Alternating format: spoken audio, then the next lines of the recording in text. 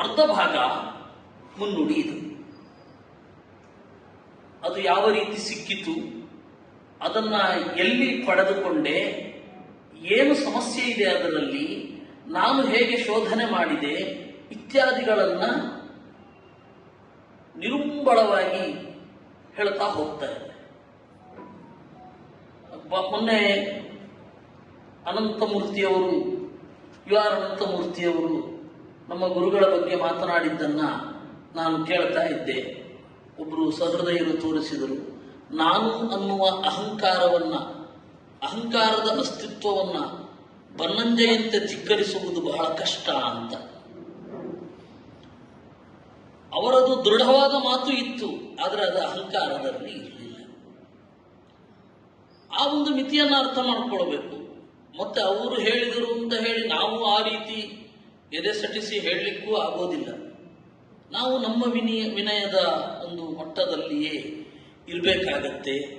ಆ ತರಹ ನಾವು ಮುನ್ನಡೆಯಬೇಕು. ಯಾಕೆಂದ್ರೆ ಅವ್ರ ತರಹನೇ ನಡಿಲಿಕ್ಕೂ ಆಗೋದಿಲ್ಲ, ಅವರಷ್ಟು ಫಾಸ್ಟಾಗಿ ನಡಿಲಿಕ್ಕೂ ಆಗಲ್ಲ. ಅಜ್ಜನ ತರಹನೇ ಮೊಮ್ಮಗ ನಡಿಲಿಕ್ಕಾಗಲ್ಲ, ಅಪ್ಪನ ತರಹವೂ ಪುಟ್ಟ ಹುಡುಗ ನಡಿಲಿಕ್ಕಾಗೋದಿಲ್ಲ. ಅವರ ದೊಡ್ಡ ಹೆಜ್ಜೆಯಲ್ಲಿ ನಮ್ಮ ಪುಟ್ಟ ಹೆಜ್ಜೆಯನ್ನು ಹುದುಗಿಸುತ್ತಾ ಅವ್ರ ಕಡೆಗೆ ಸಾಗಬೇಕಾದದ್ದು ಅನಿವಾರ್ಯ ಆಗತ್ತೆ. ಆದ್ದರಿಂದ ನಾವು ಕೆಲವೊಂದು ಮಾತುಗಳಿದೆ. ವಿತೇನೆ ವಿಮಲಾಂ ಟೀಕಾಂ, ಗೋವಿಂದನೆಂಬುವವನು ಪಾಠದಿಂದಲೂ ಅರ್ಥದಿಂದಲೂ ಶುದ್ಧವಾದ ಈ ಟೀಕೆಯನ್ನು ಬರೆದಿದ್ದಾನೆ ವಿನೇಯ ಜನ ವಾಂಛಯ. ಶಿಷ್ಯರ ಬಯಕೆಯಂತೆ ಈ ವಿತೇನೆ ವಿಮಲಾಂ ಟೀಕಾಂ ವಿನೇಯ ಜನ ವಾಂಛಯ, ನಿರ್ಮಲವಾದ ಟೀಕೆಯನ್ನು ಬರೆದಿದ್ದಾನೆ ಅಂತ. ಕೆಲವರಿಗೆ ಇದರಲ್ಲಿ ಅಹಂಕಾರ ಕಂಡಿತು. ನೋಡಿ, ಗೋವಿಂದಾಚಾರ್ಯರು ಅಹಂಕಾರದಿಂದ ತಮ್ಮ ಬೆನ್ನನ್ನು ತಾವು ತಟ್ಟಿಕೊಳ್ಳುತ್ತಾರೆ ಅಂತ. ಅದು ಬೆನ್ನು ತಟ್ಟಿಕೊಳ್ಳುವುದಲ್ಲ, ಆ ತರಹ ಹಿಂದಿನವರು ಬೇಕಷ್ಟು ಜನ ಮಾತನಾಡಿದ್ದಾರೆ. ಯಾಕೆ? ಕಬ್ಬಿಗರ ಕಾವದ ಆಂಡಯ್ಯ ಬರುದಿಲ್ಲೇನು? ಸೊಕ್ಕದದ ನುಡಿಯೇಂ ಸಕ್ಕದದ ನುಡಿಯೇಂ ಕನ್ನಡದಳು ಪೇಳುವೆ ನಾನು ಅಂತ. ಸಂಸ್ಕೃತ ಯಾಕೆ? ಸಂಸ್ಕೃತದಕ್ಕೆ ಪ್ರತಿಬಂಧಿಯಾಗಿ ಕನ್ನಡದಲ್ಲಿ ನಾನು ಹೇಳಬಲ್ಲೆ ಅಂತ ಹೇಳ್ತಾನೆ. ಅದು ಅಹಂಕಾರ ಅಂತೀರಾ? ವಾದಿರಾಜರದ್ದೇ ನುಡಿ ಇದೆ, ತರ್ಕ ಯುಕ್ತಿ ಕೋವಿದರನ್ನು ಕುಣಿಸುವೆನು ಅಂತ. ಅದನ್ನ ಸೊಕ್ಕು ಅಂತಲಿಕ್ಕಾಗತ್ತಾ? ಅದು ಆತ್ಮವಿಶ್ವಾಸ. ಅದು ಆತ್ಮವಿಶ್ವಾಸ ಅಂತ ಗೊತ್ತಾಗೋದು ಮರುಕ್ಷಣವೇ ಪ್ರಕಟ ಆಗುವ ಅವರ ವಿನಯೋಕ್ತಿಯಿಂದ. ಆದ್ದರಿಂದ ಈ ಎರಡರ ಬ್ಯಾಲೆನ್ಸ್, ಆತ್ಮವಿಶ್ವಾಸ ಮತ್ತು ಅಹಂಕಾರಕ್ಕೆ ಒಂದು ತೆಳು ಗೆರೆ ಇದೆ.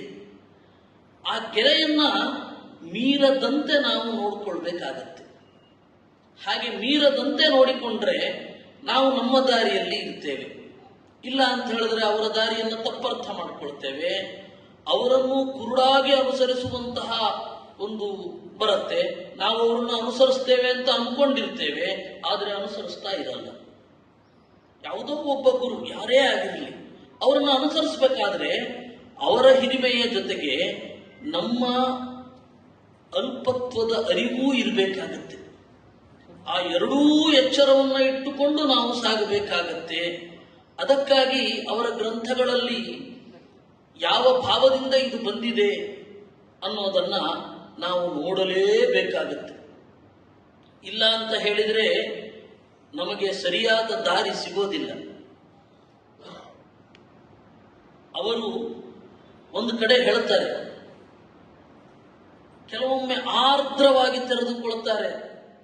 ವಿಚೇತುಂ ದೋಷ ಸಂಚಯಾಮಿ ನಿಂದಿತುಂ ದೋಷ ಸಂಚಯಾನ್ ಸಕೃತೇಮಂ ಪಠಜ್ಜನಾಹ ಅಂತ. ಪಠತೇಮಂ ಸಕೃಜ್ಜನಾಹ, ಇದರಲ್ಲಿ ಇರುವ ದೋಷಗಳನ್ನು ಕಂಡುಹಿಡಿಯಲಿಕ್ಕಾದರೂ ಒಮ್ಮೆಯಾದರೂ ಓದಿ ಅಂತ ಹೇಳ್ತಾರೆ ಮಹಾಭಾರತ ತಾತ್ಪರ್ಯ ನಿರ್ಣಯದ ಬೆನ್ನುಡಿಯಲ್ಲಿ. ಬಹಳ ಕಾವ್ಯಮಯವಾಗಿ ಇದೆ. ಅದೇ 9ನೇ ಅಧ್ಯಾಯದ ಮಂಗಳಾಚರಣೆಯಲ್ಲಿ, ಅಂತಿಮ ಮಂಗಳಾಚರಣೆಯಲ್ಲಿ ಅವರು ಹೇಳ್ತಾರೆ, ಯಾರಿಗೆ ತಕ್ಕದ ಶಿಕ್ಷಣ ಆಗೋದಿಲ್ವೋ ನಾಸ್ಮಿನ್ ಕುರುವಂತು ನಾಸಾನ್ಯಾಸಂ ಅಂತ ಹೇಳ್ತಾರೆ. ಇಲ್ಲಿ ಮೂಗು ತೂರಿಸದಿರಿ, ಇಷ್ಟು ಕಟುವಾಗಿ ಹೇಳಿದವರೇ ಕಡೆಗೊಮ್ಮೆ ಅವರು ಹೇಳ್ತಾರೆ, ಇಲ್ಲ ಇಲ್ಲ, ಒಮ್ಮೆ ಆದರೂ ಓದ್ರಿ. ಅವ್ರು ಹೇಳಿದ ಅದೇ ಅಲ್ವಾ, ನಿಷ್ಠುರವಾಗಿ 9ನೇ ಅಧ್ಯಾಯದ ಕಡೆಯಲ್ಲಿ ಹೇಳಿದ್ದೇನು, ನಾಸ್ಮಿನ್ ಕುರ್ವಂತು ನಾಸಾನ್ಯಾಸಂ ಅನಧೀತ ತರ್ಕ ಪ್ರಾವರಣಾಹ ಅನಧೀತ ವ್ಯಾಕರಣಾಹ ನಾಸ್ಮಿನ್ ಕುರ್ವಂತು ನಾಸಾನ್ಯಾಸಂ, ಇಲ್ಲಿ ಮೂಗು ತೂರಿಸಬೇಡಿ ನೀವು ಅಂತ ಹೇಳಿದವರೇ ಒಮ್ಮೆ ಆದರೂ ಹೋದ್ರಯ್ಯ ಅಂತಾರೆ. ಅದರಿಂದಾಗಿ ಆ ಹಿರಿಯರ ಗದರಿಕೆ, ಅದರ ಹಿಂದೆ ಇರುವ ಭಾವ ಯಾವುದು, ಅವರ ವಿನಯೋಕ್ತಿ ಯಾವುದು, ಆತ್ಮವಿಶ್ವಾಸ ಯಾವುದು, ಎಲ್ಲವನ್ನ ಒಂದು 2-3 ಬಾರಿ ಓದಿ ಅರ್ಥ ಮಾಡಿಕೊಂಡು ಮುನ್ನಡೆಯಬೇಕು. ಹಾಗೆ ಮುನ್ನಡೆದರೆ ನಮಗೆ ಶಾಂತಿ, ನಮ್ಮಿಂದ ಸುತ್ತಮುತ್ತಲವರಿಗೆ ಶಾಂತಿ. ಅದರಿಂದಾಗಿ ಹಾಗೆ ನೋಡಬೇಕಾಗತ್ತೆ. ಹೀಗೆ ಗುರುಗಳ ಗ್ರಂಥವನ್ನ ನೋಡಬೇಕಾದಾಗ ಗುರುಗಳ ಗ್ರಂಥದ ಹಿನ್ನೆಲೆಯನ್ನ, ಅವರ ಮಾತುಗಳ ಹಿನ್ನೆಲೆಯನ್ನ ಹೇಗೆ ನೋಡಬಹುದು ಅಂತ ಹೇಳಿ ಇವತ್ತು ನಿಮಗೆ ಒಂದು ಸಣ್ಣ ಪರಿಚಯವನ್ನು ಮಾಡಿದ್ದೇನೆ. ಇದು ಪರಿಚಯ ಅಷ್ಟೇ, ಅವರ ಗ್ರಂಥದ ಪೂರ್ತಿ ಚಿಂತನೆ ಅಲ್ಲ.